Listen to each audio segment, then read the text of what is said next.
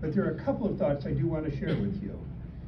One of those thoughts is the deep, deep gratitude which I have to the University of Michigan-Dearborn for the absolutely most satisfying 51.6% of my career. 25 years of my 49-year career have been spent at the University of Michigan-Dearborn, and the growth and development and satisfaction and colleagueship and collaboration which I have gained by my association with the University of Michigan-Dearborn has been just simply the best part of my career. And for that I thank institutionally, I thank the Chancellor on behalf of the whole university. You as colleagues, I thank for your predecessors and for you yourselves as being, that's funny, God is calling. Don't answer it.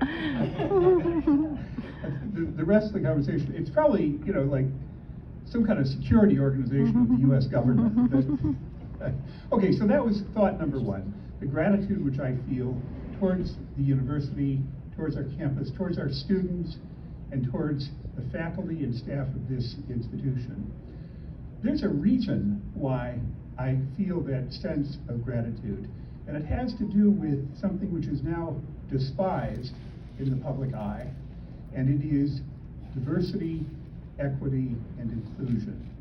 It is the fact that this campus understood the value of a multicultural democracy, a multicultural community based on equality and based on inclusiveness. We understood that long, long ago, long before I came to the campus, and we understand it still. And I know that I don't think I've ever had spontaneous applause. 49 years. We have it still, and it's really, really important. It's important as an example, but it's important also for each of us. I know in my own case, the learning that I've done, a person who grew up in the industrial Midwest in Peoria, Illinois, who then attended a great state university and a great private university, and taught at some really fine places.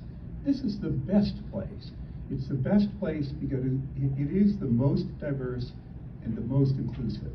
I've learned about other communities, which as academics, we often just don't ever have experience with. But here in Metro Detroit, we can have those kinds of experiences. And I feel I am a better scholar and a better citizen and a better philosopher as a result of those experiences. So I would like to say that the multicultural democracy which we have, it's worth fighting for.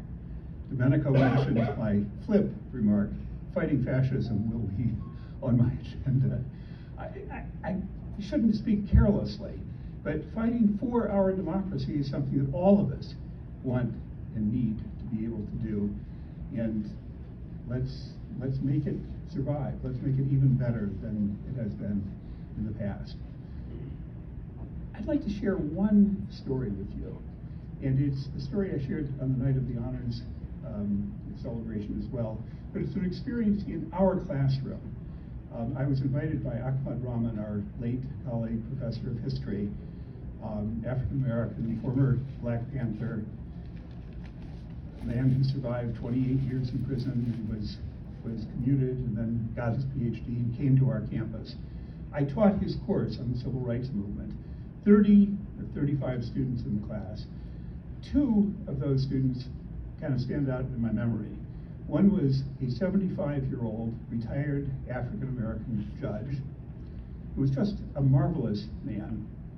And the other was a youngish man in his 30s who came up to me after the first lecture, or the first session. He said, "Professor, there's too much sociology in this class." And I said to him jokingly, "Are you a cop by any chance?" Because having had a little experience with policemen and agents, I know they're not real fond of sociology. He said, "No, I'm a different kind of federal agent," but he wouldn't tell me what. And I said, "Well, you know, sociology is an important part of the history of the civil rights movement, so yeah, we will talk about sociology some." But then he never said another word for the rest of the semester until we read the new Jim Crow. And the judge spoke up. He had spoken up many times, including with some images from Dr. King's I Have a Dream speech. He said, I was there. We all said, oh, you went to hear the speech. He said, no, I had a girlfriend in D.C., and I went, and I ran into Miles. You know how Miles talks. It was Miles Davis who was talking. It was amazing to have that experience. Anyway, he said, in my courtroom, we never had that kind of disparate treatment of black defendants and white defendants. Everybody was treated the same. So he defended the criminal justice system. The agent in the back of the room, who had not spoken in class since then, or since at first, I really don't like the sociology part of this course, he said, Judge, I am a DEA agent in Detroit. That's Drug Enforcement Administration. I served in that capacity also in Queens for 6 or 7 years. What Michelle Alexander says in this book is flat out true. It's true in Detroit, it's true in Queens. Those racial disparities are a part of our criminal justice system. Here's my interesting takeaway. You could never have that experience in a classroom in Ann Arbor, at Harvard, at the University of Illinois, at the University of Wisconsin, at Stanford. You could not have that experience anywhere in the country of the diverse lived experiences of people who want to know, and they want to understand better, and they want to learn, and they're willing to interact with each other and share their experiences. And it's really transformative for me to see that and to realize that's it's kind of the secret sauce that we have at the University of Michigan-Dearborn. Many cultures, many experiences, and an ability and a welcoming environment where we can share those experiences. That's what I mean. Do I see Ishmael there? Ishmael, thank you for being here, but thank you also for being the kind of influence that I'm talking about on our campus over the years. Anyway, that's it. That's my short speech, and it wasn't short enough, I know, but it maybe gave you an idea of why I so value the institution that the University of Michigan-Dearborn is, and why I will miss it. It won't be gone from me, and I won't be gone from you, but being in the classroom is very meaningful to me, and I will miss that greatly. Thank you.